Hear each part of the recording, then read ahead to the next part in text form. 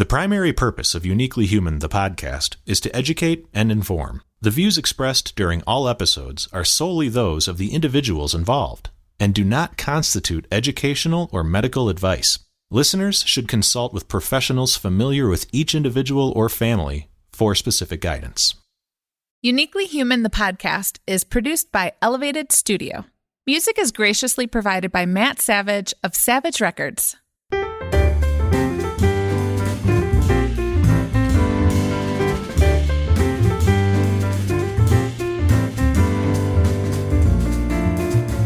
Hi, I'm Dr. Barry Prezant, clinical scholar, researcher, and consultant on autism and neurodiversity, and a Brooklyn boy raised in the big city. And I'm Dave. I'm none of those things, and I grew up on a farm in Illinois. But being on the spectrum myself, I have plenty of personal insight to lend. And this is Uniquely Human, the podcast, a show that illuminates and celebrates autism and neurodiversity.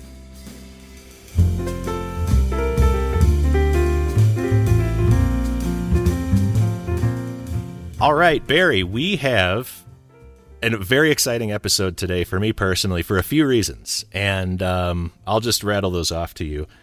First, it occurs to me that in 126 episodes, I don't know how many episodes we've had now, you have brought all of the subject matter experts that we've ever spoken to, and that ranges from Dr. Temple Grandin to Sigourney Weaver. We've run the gamut. And every week in our planning meeting, I say, you know what? All of my friends are flunkies. I don't know anybody that could contribute positively to anything that our audience would want to listen to. So we'll just keep going with your roster. And then a friend, I will say friend, I like to define things right up front and then work with it. So my friend B reached out to us. She is a multiple times published author, subject matter expert featured in parenting and NBC and all these different media. And she said, hey, got a book coming out, and I think it would be a really good conversation to have for your audience. And I said, wait a minute, don't go anywhere, because for once, I get to bring a guest onto the show that I know who's not a complete, like I said, flunky who's jumping off of roofs and smashing tables and asking for high fives, because that's usually the crowd that I roll with. And Dave, what a stellar choice also. I mean, B and I had the chance to chat a little bit before you came on. I think this is going to be a good one. B is awesome, and I knew this right away. I met B because I was speaking at Southeast Psych. It was a clinic in Raleigh, North Carolina area, and they invited me down for a autism thing, and I spoke. It was wonderful, but there was the pre-dinner the night before, and I got to sit next to B, and I was lamenting about I had taken a first-class flight, but it wasn't the full experience because I didn't have any cookies on that flight. Normally they walk around with a tray of warm chocolate chip cookies on American first class. And she set her fork down and she's like, so tell me a little bit more about white privilege. And that was the first exchange that we had except for hello. And I was like, I love this person. We are going to be friends. and then she gave you a cookie. And then because I had to at this point. There was no other way. That's right. My perseveration was off the charts at that point. And she was like, somebody get this little tulip a cookie so he will shut up about his dreadful first class experience. And I just thought, she's awesome. Thank you for sitting me next to B, and we've been having fun together ever since. And so B. Moise is joining us today. Hello, B. B. Moise is a board-certified cognitive specialist. She is an author, national speaker, neurodiversity coach, and consultant for both individuals and businesses. And B is a featured expert, as I said, for NBC News, and the neurodivergence expert for Verizon. She is a trained cognitive specialist and mental health professional specializing in behavior. She utilizes personal and academic experience for training and to help others understand the complexity of neurodiversity, which is massively huge in scope, and also communication. She's the author of Neurodiversity and Technology, which is published by Jessica Kingsley this year, and also 2 other books, Our Neurodivergent Journey and The Neurodivergent Home. So B, welcome to the show. Happy and excited to be here. Very psyched to be here with both of you. Yes, with probably Barry more so than me, but I did share with Barry, I am a bit of a fan. So I'm like, I am a fan. So now that I got that out the way, I feel like we're good now. I feel like I got it out of the way. The fandom is out. Now we can start. Good. Well, that's important. I had to do the same thing with Barry.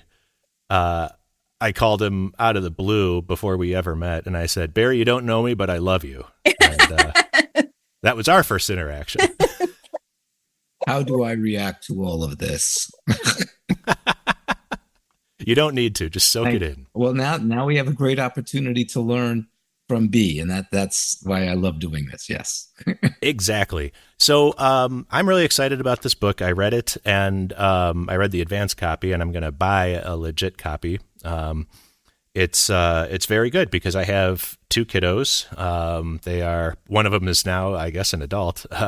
They're 17 and 19, and tech has been a part of their lives for a long time.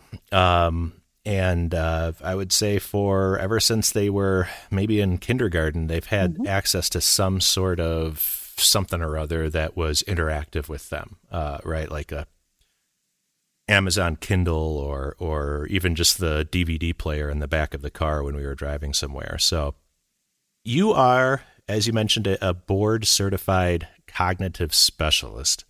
And your work with families and neurodivergent individuals, such as myself, such as yourself, is personally informed through your own lived experiences. Could you share with us, how you became involved in this work in the first place and sort of how your own neurodivergence has shaped you as both a clinician and an author and even as a parent? Yeah, I think, it's funny because ADHD growing up wasn't necessarily a thing. It wasn't that I knew I had ADHD. I just knew that the world operated differently for me. Whatever that meant, I just knew I took information differently. I processed information differently. I didn't really know what exactly that meant. And at some point I kind of thought, well, obviously 50% of the population work this way, right? And then 50% do not. That was the numbers in my head. I didn't realize it was just such a small, teeny tiny little club. I just assumed everyone processed information the way that I did. So it wasn't up until I got to grad school and we were studying neurological differences and we were talking about ADHD because I knew I had dyslexia because that one's more common and, reading issues. But the way I compensated with my dyslexic brain, I just did things the way that it made sense to me. Basically, I was just okay, yeah, I'll just do it this way and it makes more sense. So that wasn't a thing. And my dyslexia did not hinder my ability to learn or do well in school. So it was very well masked, right? Just because I just didn't know. It's funny because I'm an author and I have dyslexia. So I think that's one of the... Yeah, I mean, that says it all, right? In terms of your ability to... Overcompensate, mask. Compensate, yeah, that's right. So it wasn't until I got to grad school and we were learning about neurological differences and we were learning about ADHD. And I remember just vividly raising, and you don't raise your hand in grad school, but I'm a nerd, so I did it anyway. I raised my hand. I'm a bookworm and I'm like, excuse me, I have a question. And the question was does everyone with ADHD function like this? Or can you function like this and not have ADHD? And the professor looked at me like, no, that's not a thing. If you function this way, it means you have this thing. So I just had like this big aha moment, like, wait, what? I have this thing and I didn't know, and no one told me. And I'm like, so then I'm asking my mom, and she was like, you don't have this thing. They're making it up, because why not? Right. Like, it's not. Nope, I'm deciding. But B, you already showed the primary diagnostic criterion Yes. of raising your hand in grad school. Yes.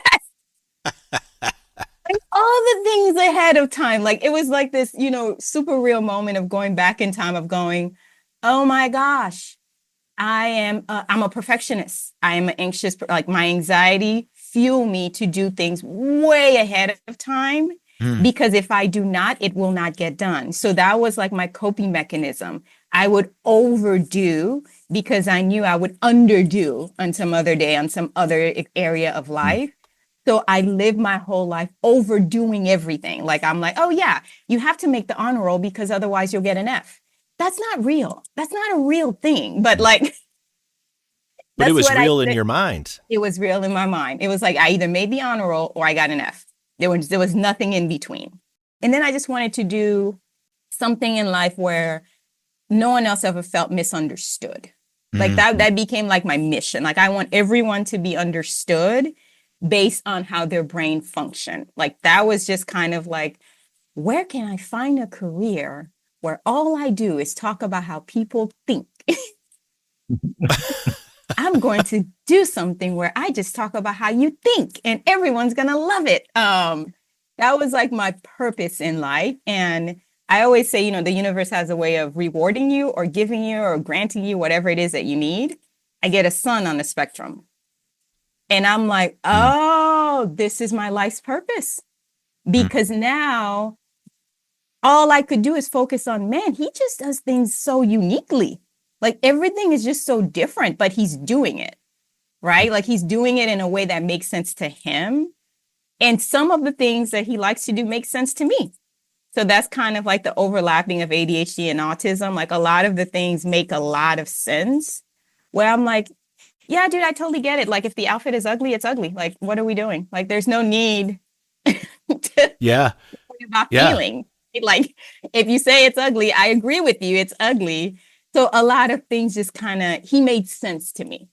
And I wanted other parents to basically have that same feeling of their kid making sense to them, so that the child wouldn't feel different.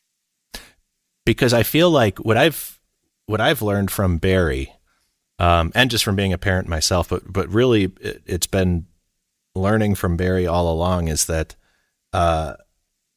a lot of times the child does make sense to the parent. What's the dissonance that's occurring is what these society's expectations of the child. That's where things aren't like lining up, and that's what causes the friction. Yeah, I agree 1,000%. And I think I just wanted to be the voice on whatever platform I could get to basically say, listen, your household does not have to mirror a neurotypical household, because it's not. Like, it's just not. It's not going to ever look that way. And in a great way, I don't think you want it to. Like, I don't think you'd want it to, because that's just not who you have. That's not the kid that you have. So my whole goal was to, I guess, accept, love, celebrate, appreciate, but also understand. Like, the biggest part for me is, if you don't understand it, you can love it as much as you want to, but you're going to constantly question what's going on. And then the child feels questioned, right? Like, they feel like something's wrong with them, because it's like, well, why are you spinning in a circle? Why are you asking me that? I don't know why I'm spinning in a circle. Right. Why are you not spinning in a circle? Exactly. Why do you need to know that I'm spinning in a circle? We could take this a million different ways. Different ways. I mean, it's so amazing because, you mentioned about how you found your purpose. And, I think there's some old saying about, when the learner is ready, the teacher shows. Yeah. And then so your son becomes in part your mentor. Yes. On your journey. Yes, he is. Everything that I do, I dedicate it to my my son and my daughter. This one, I also added my husband, because I felt bad. I'm like, you know what? This man is out here supporting me. And I'm kidding. No, No, but no, everything he is in there because he is. We have such a beautifully unique, quirky household. But I call Jake my muse. He literally is my muse because he is showing me how this looks like and what it can be like and what it could be in general. So I call Jake my muse. I call them that mostly because it's difficult to remember their names. I overlap their names all the time. So they're either boy, girl, or muse motivation. Like you ask them right now. Jake will say, I'm muse, and Abby will say, I'm motivation. I love that. In the new book, you lay out this, you present this unique, you call it unique parenting. We'll call it a paradigm or mindset. Is this drawing from your own experience? Then, can you tell us what this unique approach to parenting is? Yeah. So a while back, a few years ago, because I needed a project for COVID. Why not? Right? I'm bored. I needed to do something. I started this unique parenting channel on YouTube. And I just started to talk about what it meant to be parenting a unique learner. And I broke it down into unique me being understanding that each situation is distinctive, not judging it because there's no purpose to doing that. Teaching to the individual. So individualized teaching, quirky personalities that don't necessarily fit into a box, useful suggestions that actually make sense in real time and that, you can do as a parent, and also educating parents on these extraordinary kids. Because I do look at my kids in awe. I'm like, wow, you guys have surpassed me in emotional intelligence, IQ, all the Qs. You're just superior. It's interesting. Yeah. It was at that event in North Carolina where the person introducing me referred to, and I forget who it was. Oh, shoot, I feel bad about this, but the person introducing me referred to the autistic mind as human 2.0. And when you describe the extraordinary thinker, the neurodivergent mind is sort of like the next chapter in what humans are capable of. Yeah, I do. I mean, I see it. I think, obviously neurodiversity is a spectrum, right? No two individuals look alike, but there are certainly so many things that overlap, right? And that look similar enough where my household and your home can look similar. Not exactly the same, but they can operate with a similar vibe, a similar rhythm, a similar consistency, something to that. And I think it's the extraordinary mind behind it. Yeah, B, you mentioned two words that represent two concepts. And I think this is the other side, I think, of what we're talking about in terms of the brightness and just the revelation you feel from and with your children. But you mentioned misunderstood. Right.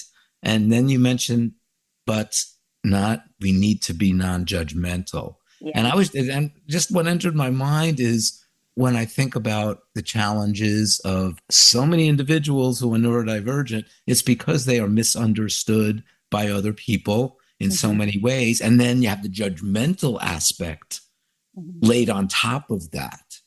Yet what you're saying, and I'm just thinking your children are so lucky to have you both as a parent, but then a parent with the professional knowledge that you have. Because, I think we all see the kids who are misunderstood being pushed down these very unfortunate pathways in their life. And then you have people judging them for the dysregulation they feel because they're treated in a very misunderstood way. Yes. So I want to bring you back to the unique parenting and what you could share with our parent listeners in terms of how you got to that place of being non-judgmental. Obviously, you're just so inspired by your kids. That's, I guess, one element, but take it from there. First, it was just me watching. I think I'm just a scientist at heart, right? So instead of criticizing or picking apart a behavior or just really thinking why it's wrong, right? Based on stereotypes that I've been given, right? I'm just looking at it of, well, what's the function here? What is the function? What is this thing doing? My son is a seeker. He is a sensory seeker. And when he was little, and still till now, because he's my daredevil, he is the kid that he and we're going to get into some stuff. Like, we like a lot of, we're bungee jumping out of whatever. We're seeking life. Like, we want it to the fullest. Right?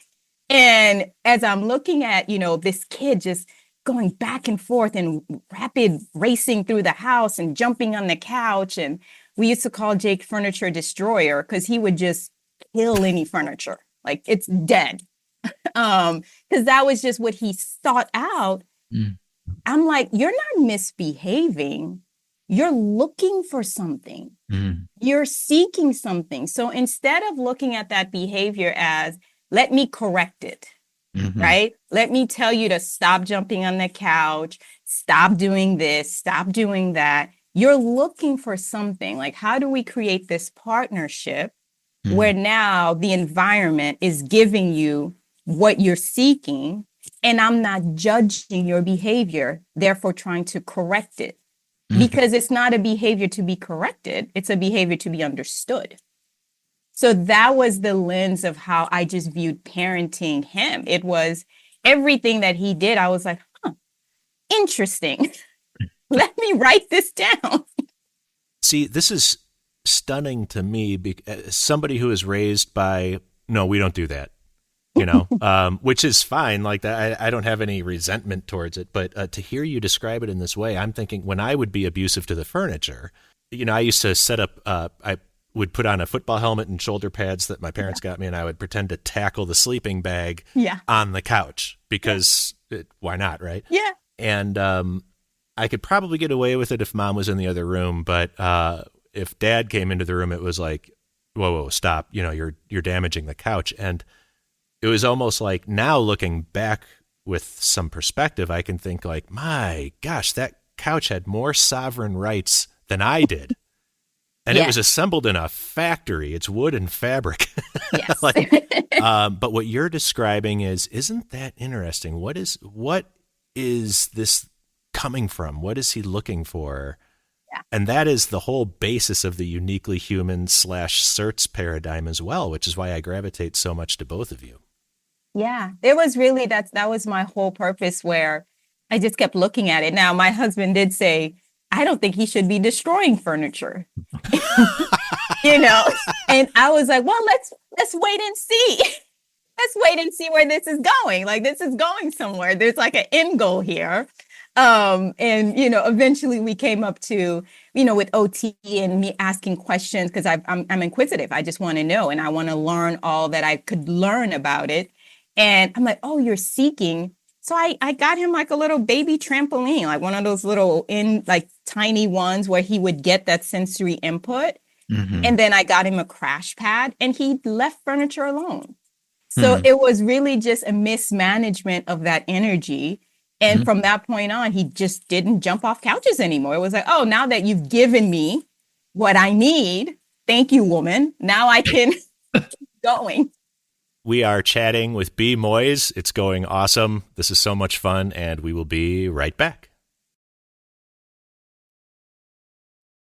Before we start to answer the question, technology friend or foe, and before we start to answer what are some great guidelines for using technology throughout the individual's lifespan, can you step us through sort of the neuroscience that underlies how we engage with our devices? Everything from, in your book, you've referenced things I had to look up, hypothalamus. I had to look up dopamine and serotonin.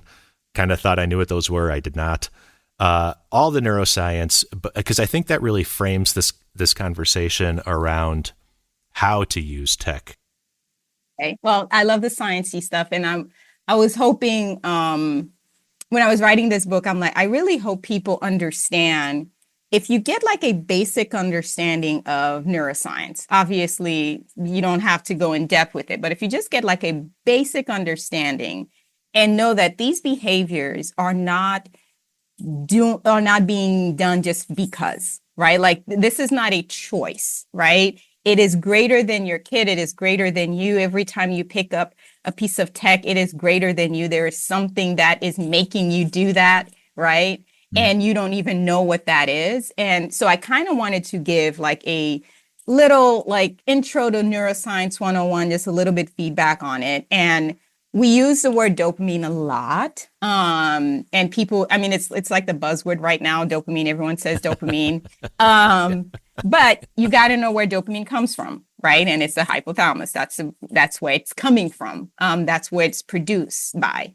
And what does it do? So dopamine really is a motivator more than anything. So it motivates you to do. And people really think it's just the reward center, like it's reward you. No, in order for you to be rewarded, you have to gain the motivation to go do that thing. Mm-hmm. So what happens is we are rewarded by the motivation. So if you're motivated to do the thing, the reward really, you're not enjoying it that much, because all of us can get on whatever and then kind of go, I don't even know why I'm on here anymore. But you were motivated to go. That's me every night for 4 hours before bed. So why am I here? Right. This is pointless. Why am I here? Yes. But you are. And I want to stay here. I don't want to, but I definitely want to. Yeah. So that's what I wanted. I wanted parents to understand, like, okay, let's work with this. Right? Let's use it to our benefit. How do we now create a different motivator? Right? Because we produce this thing, right? We produce dopamine. It isn't external. External is the thing that we use to get it out of us, but it is an internal process that we come up with. How do we swap it from one thing to another? And it's basically watching. I love tech. I love tech. We've been in a very serious relationship, tech and I don't see it going anywhere. Like, it's just, it's a very serious, committed relationship. Fair. But I respect tech. I have a lot of respect for it. I understand what it is, and I understand what it can do. And I also understand what it cannot do. So for me, I wanted my kids to have the same relationship for tech that I grew up with. Mm-hmm. I wanted them to know how to live without it, but also how to use it. Mm-hmm. You know, how to utilize it for what it was originally created for, and how to do life if our Wi-Fi is down, my kids do not go, I'm bored. That is not their default response. They have other things they could do. They figure out other things to do. And that was that was my goal. And I'm like, you know what? I like this relationship. I like what I've curated with my kids. I want to know how to do the same for other families. Mm-hmm. You know, getting that balance is so important, because what we hear, as you well know, from so many parents is it's almost like my son or daughter is addicted to the tech. And when it is shut down, it's almost like they go through withdrawal, which expresses itself as dysregulation. Yeah. That point. And you've just created this mindset of balance. And I'm just smiling ear to ear when you say your kids just find other things to do that they really enjoy. Yeah. The tech's not available. Yeah. They find another way to access dopamine. Yeah. Because it is not strictly restricted to gaining the access of this thing. They find other ways to do that, and they know it's just as enjoyable. And the reason we do have such a battle and a struggle with tech is it really is entertaining, right? Like, you get so much access to information. Why would you seek something different? Like, why would you go do something else, especially if you've never been taught how to do that? Right. What are some of the reasons that we parents and educators, clinicians, whoever, might advocate for the adoption of tech in a family context? Obviously, the big answer is it's here to stay, right? But you have such a healthy adoption mindset around technology. It's a learning tool. I see tech as, man, I'm like, I tell my kids, I'm like, when I wanted information, I had to get on a bus somewhere, or walk in snow in Florida, because that was a thing. I'd hike up a mile in snow in Florida to go to a library to gain access to information where you don't have to do that, right? If you, and I have kids who love to learn. They love to learn. So if we wanted to learn about why are trees green, guess what? We are going to learn why trees are green. Because we will ask all of our AIs and we will make notations and we will like look at pictures and we will look at the process and we'll look at a YouTube clip of someone who basically took a time lapse picture of a tree turning green. You know, like it, all that information exists for them to utilize. So we use tech as information. Again, I have dyslexia. When I submit something, it makes sense to me. In my brain, it makes complete and total sense. Then the spell checker said, "What are you talking about?" Somebody else has to read this, B. Right? My spell checker and I, we have a relationship. I don't think he likes me very much. It's like, what are you saying here? Come on. So, you know, I give it and it cleans it up. And I'm like, that's exactly what I said. And you don't feel as badly as if there's an editor who's correcting all of your agrammatical utterances or your misspellings. Absolutely. So again, I use it as information. I also use it as entertainment when I need it, right? Like it is entertainment when need be. I don't know why my children like watching other kids play Minecraft or whatever. I don't understand that personally. But my daughter did point out, I own a home and I love watching people decorate homes. Yeah, well, I mean, we have a little ledge in our, I guess, our entryway of our home, and we have plastic water bottles on occasion, and everyone that's ever come into our house has been flip tossed to see if they can stick it on that ledge. And now we have like 8 water bottles that are like 6 years old just on our ledge. Because I'm like, makes sense to me. I don't know if I'm. Yeah, the kids like to watch videos of people flipping water bottles. Okay, I guess I don't take that down. Is it art? I don't know. So they're just up there until the kids go off to college, I guess. That is the most neurodivergent story ever. Like, I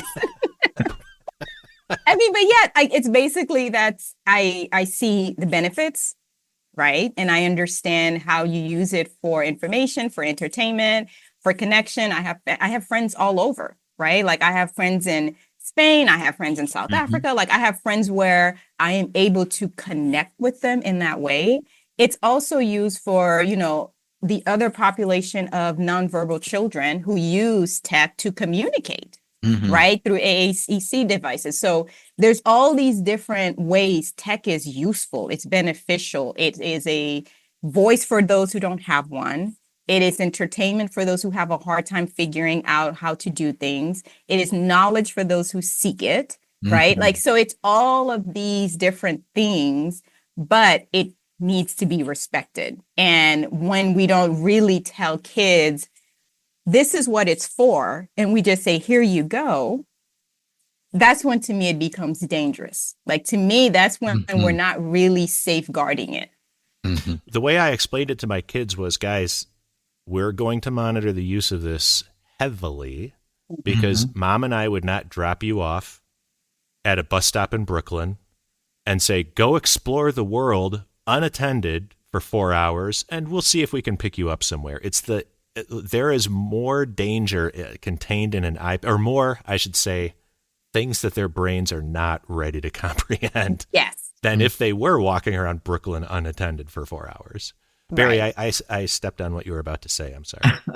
Well, you know, I was just thinking about something that B mentioned earlier when you said you looked at the function of behavior and the why, you know, what we call the deep why of behavior. You could do the same thing about tech. Yeah. I mean, and I loved how you said, and I don't know if you said it directly, but this is what I took away from what you said. Actually talk about the why. Yeah. So, for example, I hear parents all the time, you know, we've been doing this parent retreat weekend for more than 2 decades, and tech comes up all the time, or more recent years especially.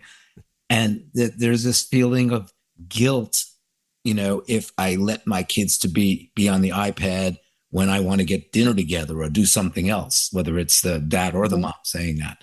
And it's kind of like, no, that's okay. I know my child will be safe, and this is a good time for you to focus on that while mom or dad focuses on getting this together.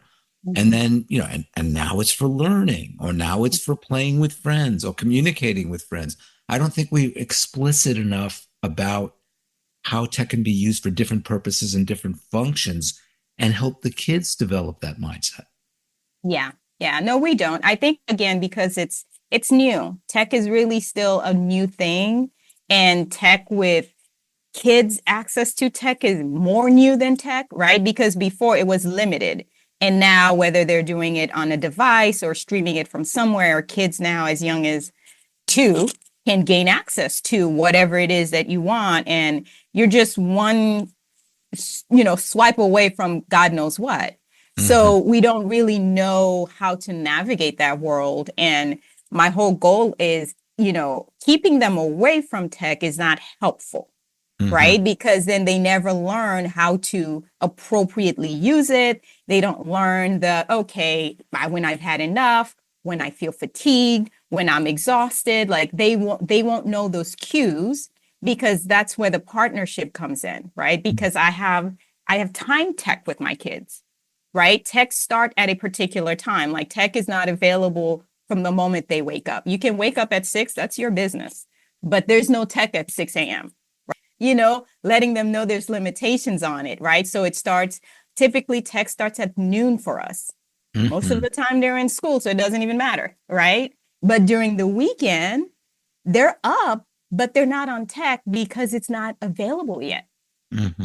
So then they don't have this, constant access to something. And I think just, growing up with the world is constantly accessible to you is not the best way to perceive life, right? Like you got to have boundaries. You have to understand there's downtime. You got to have, the understanding that you can't be so easily accessible with the pings and the dings and all this stuff from the moment you wake up until the moment you go to sleep. So just having boundaries and protocols around them. Absolutely. And is this what you sort of encapsulated in your peaceful, another great acronym, by the way, like, I don't know how you come up with these, but you present this peaceful method, which is sort of the access philosophy. Yes. Yeah. So the peaceful method, I do love acronyms because it's the way my brain learns, and it's how I retain information so that I remember what I'm trying to say or what I'm trying to get across. This actually came from, we were going on a trip. And this was the first time we were going it was going to be a longer plane ride for our kids. And they were 7 and 9 at that time, I think. That's how old they were. And I was like, okay, I know if they're on it for too long, we're going to have a problem. But what do you do for that length of time, right? Because we're going to Utah. And I'm like, what do we do during that time frame that could be productive? Like, how do I make this peaceful? And the first thing that always needs to happen is you need to have a conversation with whomever you're co-parenting with, right? You have to be aligned. Whomever you're co-parenting with, whether that person is going on the trip with you or not, whether they live in the same household with you or not, whether you believe the same principles of parenting or not, you need to be on the same page about it. And that is the heart of peaceful, basically, is making sure that both individuals are aligned with the communication aspect of what the expectations are or what they're going to be for tech, especially when you're traveling with tech. Like, you guys get what I'm saying? Like it can't be something that I want to do, but my husband's like, meh.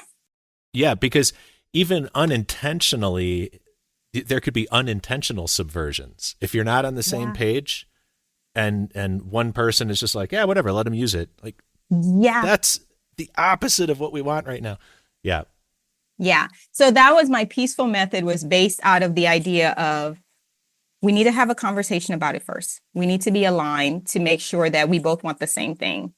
So it was a conversation between my husband and I said, we have to figure out a way where even if you're on tech, you're still very present and engaging, right? Like that means that you are not removed from the scenario, because they were young, but I started to think about they will not be 7 and 9 forever. At some stage, it's going to be 13 and 15, and it's going to be 15 and 17. Like it's going to transition. And I don't want them to have this relationship where we're at the dinner table and, they're present, but not really.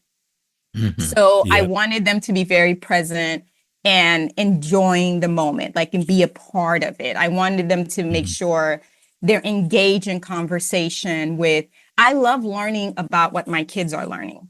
I enjoy hearing whatever it is that they're learning about. I've learned so much about baking and cooking and trees and rocks.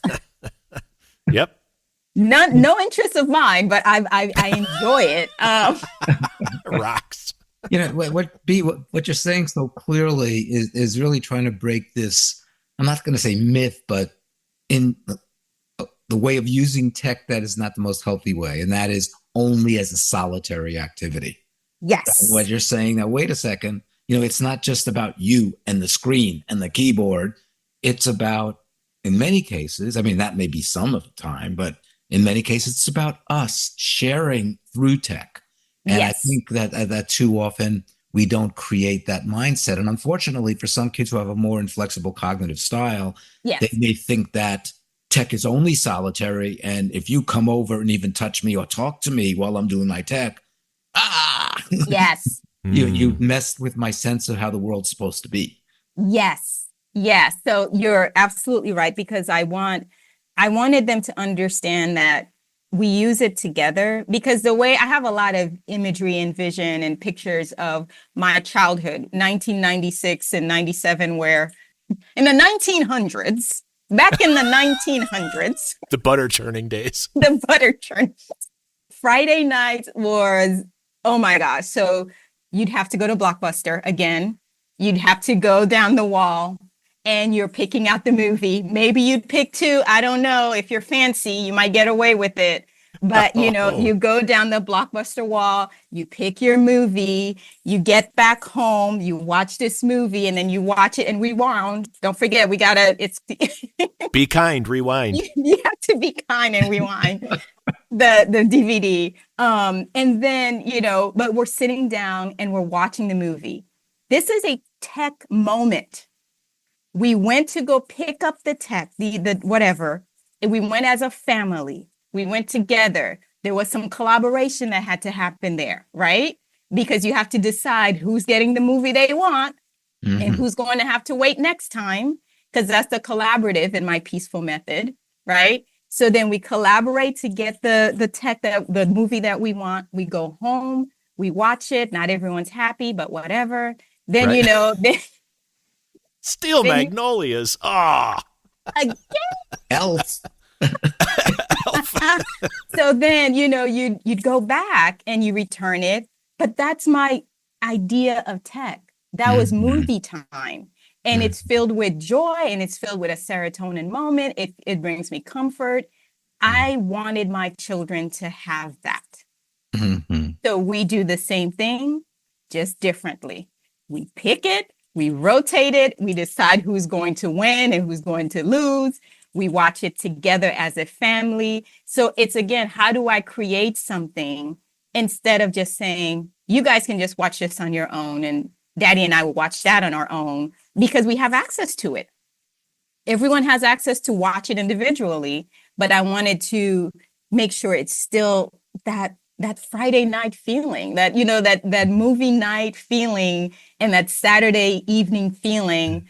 I wanted my kids to grow up with that. And that was the premise of the peaceful method, is I didn't want to rob them of that, because I love those memories. Yeah. It's a shared activity and you're all reaching for the same big bowl of popcorn and everything. Yep. I want to talk about sleep for a second, because I'm somebody who still at age 47 struggles with sleep. I feel like ever since 15, when I started taking ADD medication, Ritalin back then, which was just methamphetamines for kids, I have struggled to sleep ever since, and tech has not helped me. As I said, I will scroll for 3 hours before I go to bed for no reason. I was already tired when I started scrolling. So, it's pretty well documented by a lot of armchair experts and everybody else that, screen time and bedtime are not a good, healthy combination. So what are your thoughts on this? What can we do to help children develop some real healthy habits that could actually beget a good night's sleep, even after being on the screen for a while? I think understanding sleep hygiene, but also understanding that your brain is still processing whatever it is that you viewed 2 hours before bedtime. Like understanding that, if you go to bed at 9, right, and you stop screen at 9, at 11 o'clock, that's when your brain is finally going, okay, we're no longer watching this. Like we're no longer looking at this thing anymore. Really? So, there's a halo effect. Yeah. Understanding that there is a rhythm, there is a kind of like processing, a cleansing that needs to happen before you can start sleep, right? Because sleep is ritualistic. It's something that we used to do in a different mechanism prior to having access to tech all the time. So having really good sleep hygiene. So if your child's bedtime is 9, tech needs to end at 7.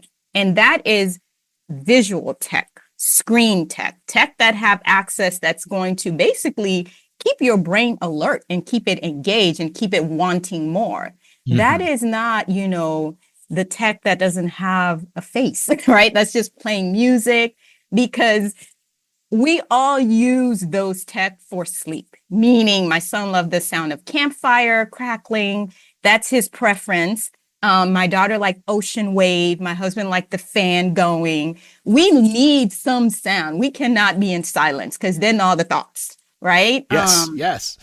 So we utilize tech to help us enrich our sleep, but we also unwind from tech before it's time to go to sleep. So we have solid start points, solid end point. All tech, all handheld devices in our home ends at 6:30. Like 6:30, there's no more handheld devices. Now, my husband does toe the line, because what he'll do is go stand in the corner and he's just holding it. He's out in the garage, like literally. I'm modeling how to hide. He's just over there. But we try to, and, work needs to be done. Like all these things are done at 6:30, but we still watch a movie, right? Because we can do a movie which is from a distance, which is different, right? And then we can go to bed after that. We'll watch a movie an hour, and my kids don't have any issue falling asleep. But handheld tech is not something that we do past a certain point, because bedtime is sacred, right? Like it is, you need to unwind from it. And if the last thing you do at 11 o'clock is you're looking at something and you fall asleep, and it's in your hand, you're still processing that even when you should be asleep. Mm-hmm. And it is harder for teenagers because they do have a later bedtime. So again, naturally, just because of what's happening during those years, just push it back, right? So instead of 9, make it 11, whatever, just push it back to make it make sense for them. But they do need to have a solid endpoint, so that way they can unwind. It's so fascinating. It's not dissimilar to what dietitians recommend in terms of, hey, you eat a big, cheese sandwich at 9:30 p.m. Yeah. You're setting yourself up for a terrible night of sleep, because your body, instead of recovering and doing whatever it does, is sitting there like, now we got more work to do. We have to digest it. I didn't realize that your brain processing information also has a halo effect. Yeah. Probably because my brain doesn't process much information. It's always off. I like the fact that you made a distinction between too much visual input, especially close in, as opposed to auditory input. So that means all of our listeners can listen to Uniquely Human, the podcast, right up until the time they want to go to sleep. 100%. Help you go to sleep. I actually prefer, because now it's in their psyche. Like, it's now they're dreaming about this podcast. That's right. When I was writing my book, I would go to sleep listening to authors that I loved. And I would wake up in the morning and have a little bit more of their cadence in my writing. Mm-hmm. So let's all just put our books in there, go to sleep, buy our books. That's right. Buy the book by B. Moise.